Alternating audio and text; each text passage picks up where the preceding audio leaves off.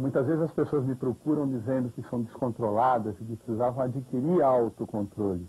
E eu brinco dizendo assim, o controle não é bom, porque o controle produz descontrole. Só descontrola quem controla.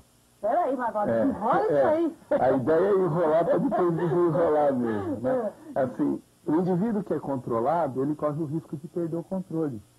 Então você não tem nem que controlar para não correr o risco de descontrolar. A palavra controle significa contra o rolar da própria natureza. A natureza tem que rolar. Autocontrole é diferente de autodomínio? É diferente de autoconhecimento.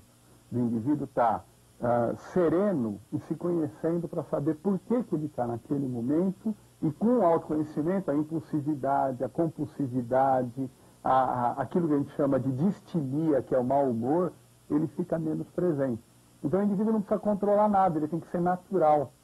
Natural e harmonioso.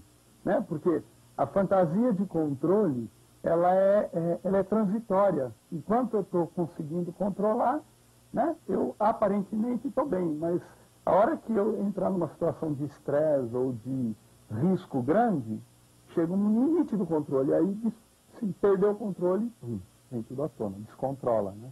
Eu brinco assim, só descontrola quem controla. Então você não tem nem que controlar nem descontrolar, você tem que encontrar a natureza harmoniosa que todos nós podemos ter, através do autoconhecimento. Bom, porque na verdade, quando explodimos, a gente até sabe as causas. Por exemplo, num país como o nosso, onde falta tanta informação, de repente você precisa de um tipo de serviço, aí você chega na recepção e diz o que você quer. É lá no tal lugar, aí você vai para tal lugar. E a gente fica perdidos aí, assim, todos nós passamos horas em busca de uma informação. Chega um determinado momento que o autocontrole realmente acaba faltando, né? Então aí a paciência vai embora, né? O indivíduo fica impaciente, fica indignado, intolerante, né?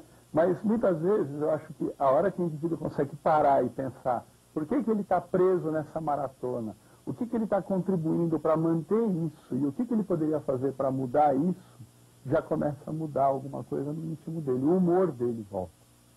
Né? Porque muitas vezes a pessoa fica muito pavio curto, muito distímico, porque ele não consegue perceber que o outro também está vivendo uma dimensão complicada, né? Não sai de si para ver o outro e para se ver através do outro, né? Aí a relação muda de figura. Eu acho que isso, o cristianismo com a figura de Jesus ficou muito evidenciado, né? Ele falava muito disso, e uma das coisas que eu tenho trabalhado bastante, até escrito algumas coisas, é com relação à caridade, né? Assim, Jesus foi um dos indivíduos que mais divulgou a caridade moral. Mas as pessoas praticam, quando muito, a caridade material. Mas não conseguem tratar o outro de forma humana, com compaixão. Né? E aí fica intolerante mesmo. Né? Bom, você disse que é importante termos esse autoconhecimento para sabermos ter, não o controle, mas pelo menos vivenciar situações mais complicadas de uma maneira mais tranquila. Onde que a gente encontra esse autoconhecimento? Que processo que tem que ser então, feito? isso é difícil, porque nós fugimos de nós muito.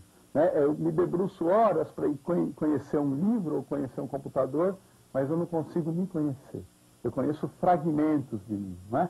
A hora que eu consigo parar em cada momento da minha vida e perguntar por que eu estou aqui, o que eu estou objetivando através deste estar agora, para onde eu estou indo, e será que esse caminho é o caminho que vai me dar a realização?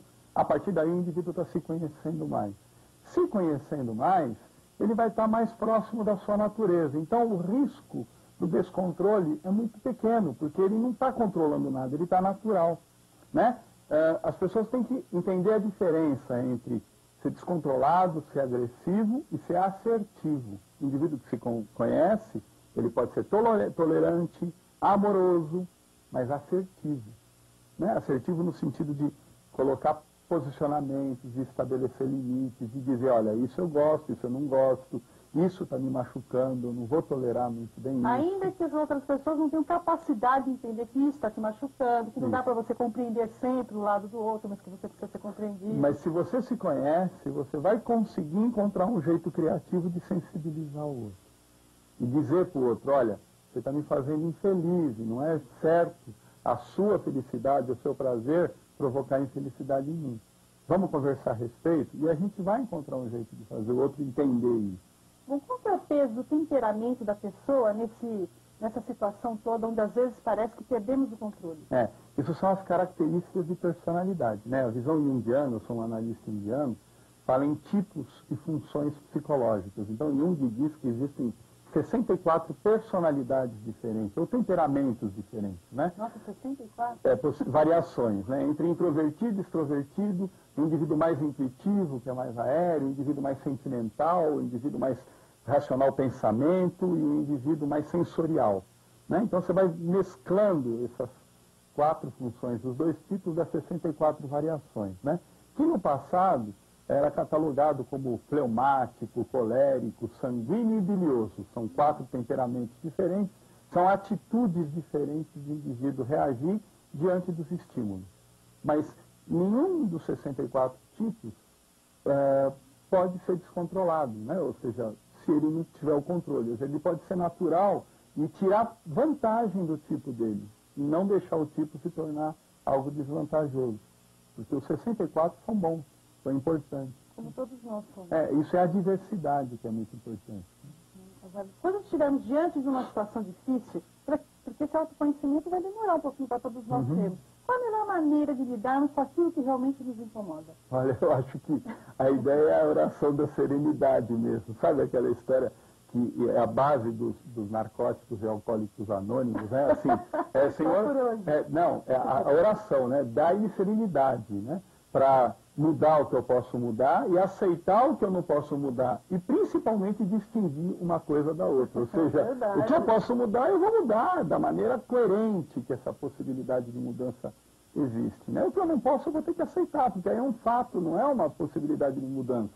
E seguir adiante, né? Tá certo. Bom, Magaldi, a gente percebe hoje que os pais tentam ter um certo controle sobre as emoções dos seus filhos. Então, a gente vai ao shopping, de repente, encontra aquela criança que faz aquela birra danada, e realmente parece que faltou ali controle daquela criança, que a cada vez que é contrariada, faz um espetáculo daquele. Quer dizer, é possível a gente ensinar desde pequenininho essa criança ter essa serenidade buscada em oração? Eu acho assim, se o pai tem, a criança, ela imita. A criança imitará esse pai e também o terá. Porém, o pai que hoje está atribulado num movimento de competição, num mundo, absolutamente, o mundo está descontrolado, né? Por isso que está precisando cada vez mais mecanismos de controle. Você vê, quanto mais controla, mais descontrola, né? Não a psicologia tem uma máxima dizendo todo controle vai produzir um contra-controle. Né? Assim, é natural, faz parte da natureza criativa. Dá um exemplo pra gente. Assim, você tenta controlar um indivíduo, por exemplo, criando uma lei do trânsito, né? Se aquele controle é um controle que vai contra a natureza, as pessoas vão criar uma alternativa, daqui a pouco vão burlar e aquilo não vai ser valorizado e não vai funcionar, e aí vai precisar criar um novo mecanismo mais exagerado e um novo contra-controle. Por isso que o controle é uma ilusão. Quem está controlando corre o risco sempre de perder o controle. Entende? A ideia que eu estou dizendo, né? O indivíduo tem que estar pleno, natural, né? Existe algum indivíduo desse jeito? Eu acho que esse é o grande desafio da vida, né? Cada um busca um caminho para ter esse autoconhecimento, não é? Bom, Magaldi, você escreveu um livro, que aliás você tem que trazer aqui para a gente conhecer, que fala sobre dinheiro, saúde e sagrado. Isso mesmo. Quer dizer, tem essas 3 coisas equilibradas, se torna mais fácil para cada um de nós vivermos nesse equilíbrio também? Com absoluta certeza. Ou seja, quando você consegue transformar o dinheiro, que é uma grande energia de criatividade, inclusive, em algo que vai estar a serviço da saúde, não só sua, saúde do mundo como um todo agora, falando em autossustentabilidade, num mundo melhor, e saúde, e no sagrado, ou seja, numa busca mais sagrada da própria essência e existência, certamente o dinheiro, a saúde e o sagrado vão estar muito harmonizados. E aí também não vai ter nem controle nem descontrole, vai ter natureza fluindo. Sabe? Olha que maravilha. Precisamos falar sobre isso, marcar o programa. Bom, Magaldi, para encerrar a nossa entrevista, eu gostaria que você deixasse um conselho aos nossos telespectadores que vivem explodindo e não conseguem, de repente, respirar um pouquinho fundo e prestar atenção na situação que está vivendo. Acho que o grande conselho é entrar em contato com a sua própria natureza. Né? Entender assim que, na essência, todo ser humano é mais ou menos igual. Busca a felicidade, busca a paz e busca se sentir pertencente e está a serviço de algo maior.